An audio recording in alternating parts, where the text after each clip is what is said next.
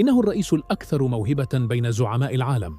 في حدث مفاجئ أدهش الرئيس الفرنسي إيمانويل ماكرون الجميع وأبهرهم بمهاراته في كرة القدم. لن تصدق ما قدمه هذا الزعيم على أرض الملعب، وكيف جذب أنظار المتفرجين حتى أوقف أنفاسهم من الحماس في مباراة استثنائية جمعت بين أمجاد كرة القدم القديمة وأساطير إفريقيا. لقد شارك بنشاط في اللعبة حتى وجد نفسه وجها لوجه أمام حارس المرمى، وبتصويبة دقيقة لا يقدر عليها سوى المحترفين، وأثار النشوة في المدرجات. لكن هذا لم يكن كل شيء. الرئيس الفرنسي فاجأ المشاهدين بمراوغات ماهرة كأنه نجم محترف. هذه المباراة ستبقى محفورة في الأذهان كواحدة من اللحظات التي التقى فيها عالم السياسة بعالم الرياضة. لكن الآن الدور عليكم.